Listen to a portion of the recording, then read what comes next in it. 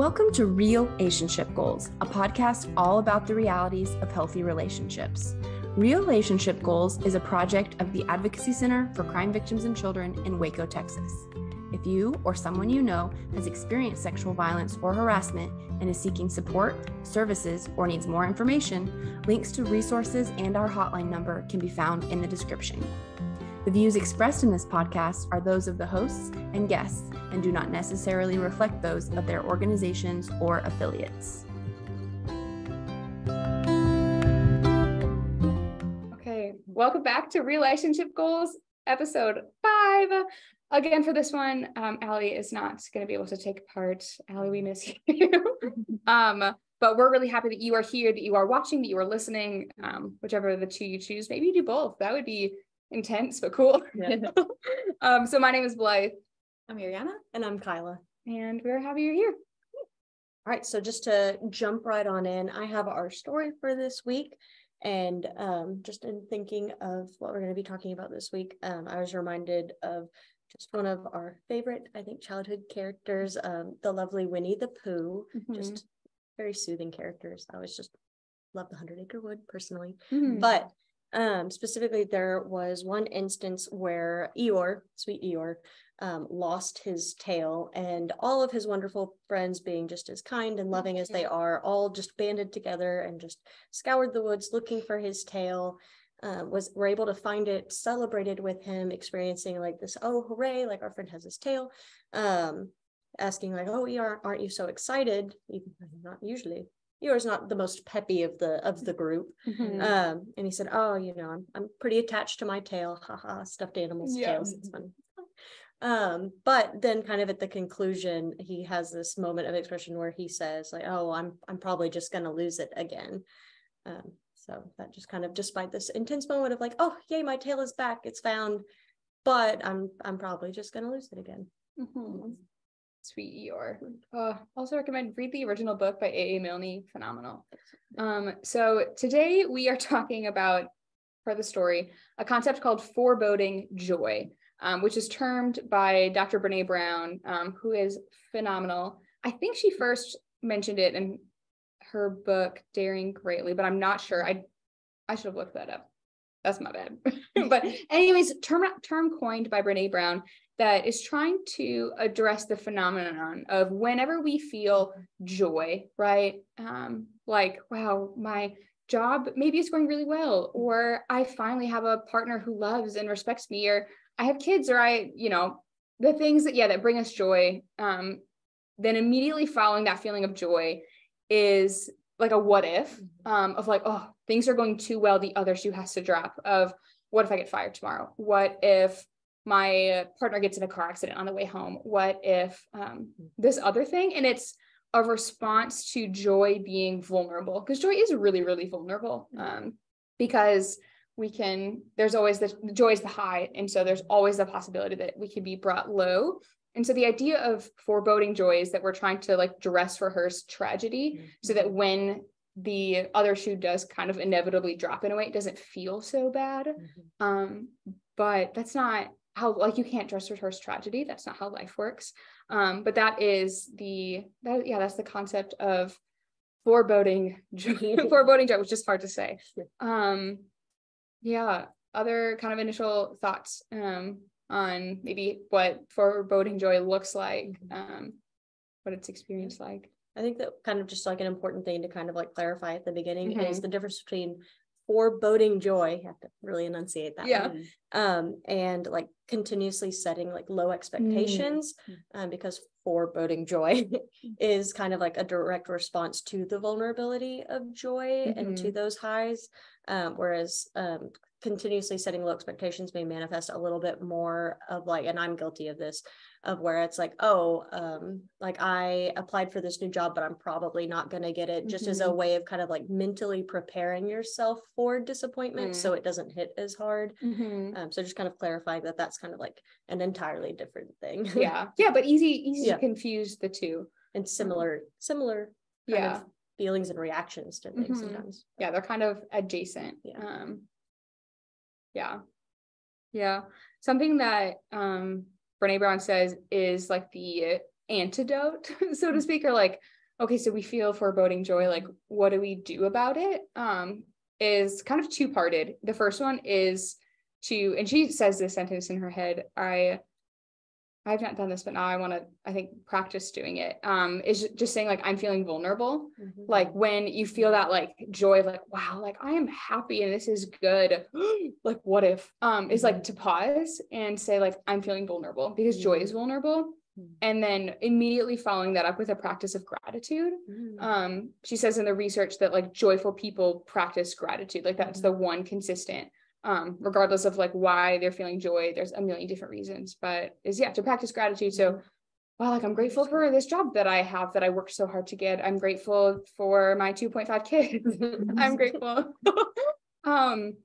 that I have toast in the morning and that it is warm and good on a cloudy, and buttery and all of those things. I think is a good important caveat to have, that is our antidote to foreboding joy.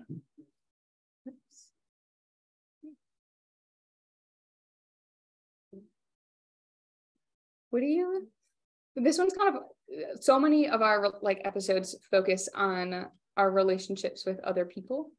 And this one obviously I think definitely has a dynamic of how it impacts our relationships with other people. But it's really tied to our relationship with ourselves. Like, how do you think foreboding joy, and I don't know if it's necessarily unhealthy, but whether in our relationship with ourselves or our relationships with other people, how can it maybe be unhelpful, maybe unhealthy, and we can go that route, but at least like less than good or less than helpful? What do you think that looks like? I think it's like real unhealthy when it comes to foreboding joy. Yeah, your hands really help. I'm not gonna lie. Foreboding joy, and like within the relationship within ourselves and relationship with others, is like continuously doubting yourself and your situations, just like, and like doubting your gratitude for things that you do have. So like you said, with I'm grateful for this job, I'm grateful that I have this family, I'm grateful that I have a roof over my head, just like continuously doubting yourself of almost like not deserving of those things. So yeah, that's one way of looking at that. You're closing your engaging in this like foreboding joy. You're like closing yourself off from the ability to experience joy, and like a large part of these moments of joy and elation is like fun and experiencing fun, which is like, it is making you a more closed off person, which means like that's closing you off from connectedness with the other people in your life. So as you're closing off from yourself, you're also severing that connection to the people around you. So like, I'm just trying to think of like, especially in like romantic relationships, maybe where you may be experiencing this foreboding joy. Ooh, that was fast that time. Is how that's closing you off from like vulnerability and connectedness, and just engaging in fun, like with your partner too, of like how that might be negatively impacting your relationships, if it's making you less connected to the people around you. Because fun is a characteristic of a healthy relationship, right? Granted, not all time, not all times are fun, because there are times that are serious, and there are times that we inevitably do something as like, well, I shouldn't have done that. But that, being able to have fun with our friends or with our siblings or with other people is such it's such a good thing, and a mark that like, oh, this relationship is good. I also wonder how it might come in, because like we talked just about how it can impact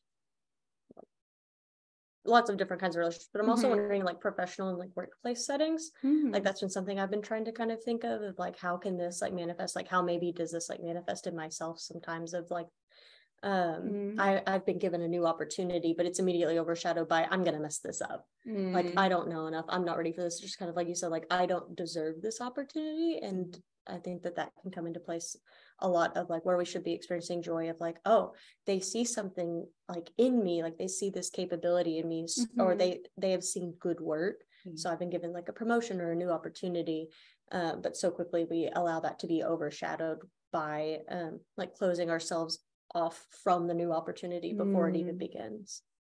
Mm-hmm. I once had a friend who I was in a moment where I was spiraling. And basically had that same thought. I think was like work or like career related. And they kind of like walked me through of like, okay, so like let's go down the rabbit hole. What if that happens and that happens and that happens and you get to the end and you are 80 years old and you maybe didn't do any of the things. And I was like,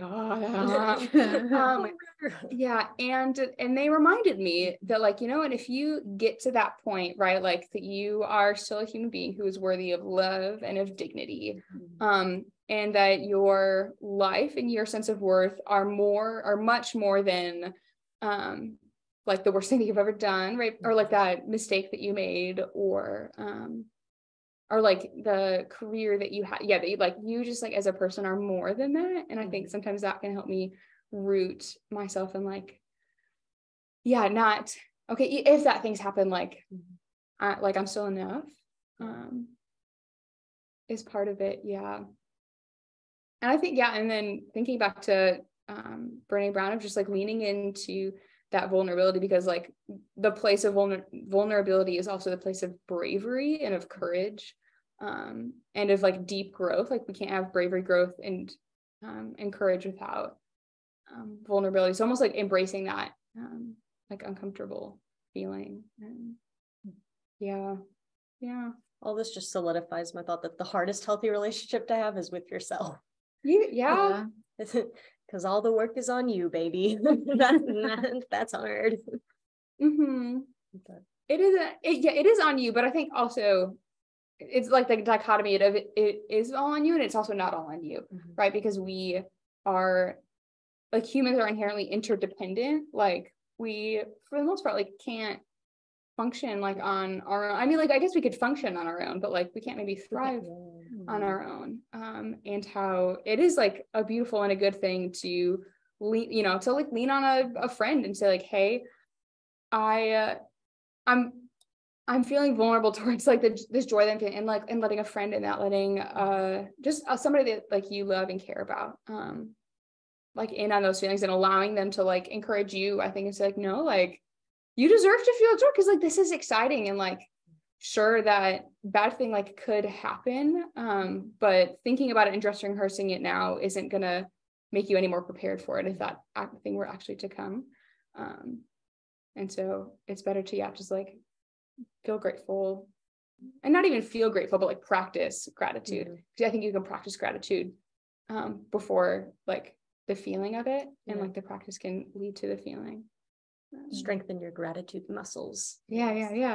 Also, to pinpoint what you were just talking about of having a friend or someone that you're close to, being able to be vulnerable with them and share your feelings of how you're feeling about that situation. I was thinking about like the flip side of it. Like, how do you create boundaries when you're foreboding joy?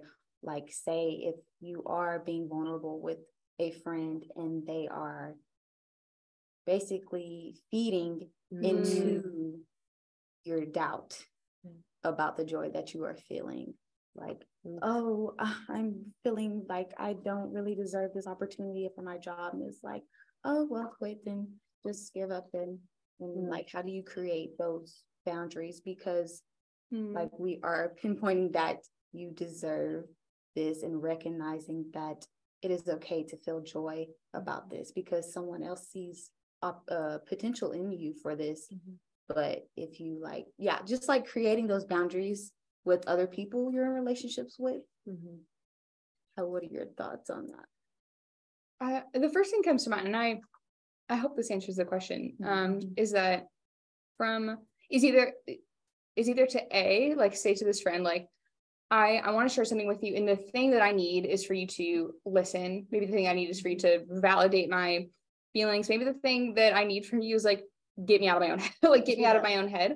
And then in turn, from the friend's perspective, if someone is sharing, whether it's like feelings of doubt or just like any feelings, right, to ask the question of like, what do you need from me in this moment? Like, do you need me to just listen and not even respond? Do you want me to validate that those feelings are real? Do you need some encouragement maybe? The thing that comes to mind is either from the friend's perspective or the partner or whoever, to ask what the need is. And then if someone doesn't ask and they're not giving you the thing that you need, to maybe say like, hey, thank you for saying that, but the thing that I need from you right now is X, Y, and Z, which is really difficult to say, like, I need X, Y, or Z, but is helpful in relationships.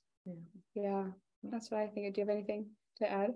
My brain immediately went to, like, if somebody is making you feel like worse about yourself in moments where you're already feeling bad, my brain said, that's not a friend. Or like, that's not like somebody that I think I've been trying to be very intentional in the last couple of years of like cultivating like the people that I keep company with and like the people that are in my life. Like, as I've realized that that's something that I have like power over, of like I get to allow like how people make me feel, and that like I can control the people that I interact with to a degree. So like that was kind of my first thought, was like, oh, that's not a friend. And then my second thought was like, what about in spaces where you don't always have control over the people that are around you? Like, in my brain, for some reason, I'm really in the professional space right now. So I was like, what if it's like a coworker who is kind of feeding into that doubt? Or like maybe you got a promotion and it's somebody that like even directly to your face is just like, oh, well, I would have expected so-and-so to get the promotion instead of you. And it's kind of like navigating those spaces of the boundaries of just like, oh, well, I'm stuck working with you, but I will just not listen to anything you say. That's a hard and sticky one in my brain. Oh, that's a hard one to get out of. Yeah. Which I think, then circling back to like gratitude, which I think like part of like practicing gratitude is like reminding yourself what is true. Like, I'm here, I'm glad that I'm here. If you're not glad you're here, I'm glad you're here. I'm so grateful that I maybe like have this person, and that I have this person, I have this sense of security. I think, because that's a hard situation. And then I think, then going back to like, then you're safe people of like, if in the moment you're not with the people that can, be with you and support you and feel that joy with you. Maybe it's not your coworker, your classmate, or maybe it's not your sibling. But if you do have other friends, I would be willing to bet that if they're a good and a real friend, that they would be able to and willing to support you in that way. So good boundary. Yeah, I think with that, Kyla has a relationship goal. I do. All right. So our relationship goal for this week, which is something that you can do right now if you have the time and the space, or something you could do throughout the day, something you can do throughout the week, is to make a list of 10 things that you are grateful for. You don't have to write it down. It can just be in your mind palace, but definitely try to be specific. And if you feel comfortable, you can share that with somebody. You could share it in our comments, since we will be posting our video portions of our podcast on YouTube. So you could comment it to us, and we would absolutely love to see the things that you're grateful for. That would mean a lot to us, actually. Yes, and with that being said, I have our recommendation. My recommendation is to try a new hobby, whether that is forming a book club, trying out different DIY projects, cooking new recipes every month or every other month. Just like finding something that brings you joy and will help you practice having gratitude, because you are deserving to feel happy. Yeah, that's a good close. You are deserving of joy. You're worthy of joy. We encourage you to let yourself feel it. So thanks for tuning in. We will see you next week for episode 6. And thanks for being with us. Goodbye.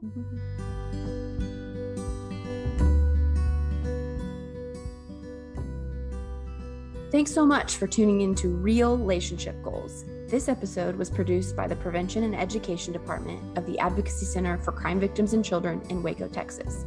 You can follow us on Instagram at ACCVC_prevention. See you next time.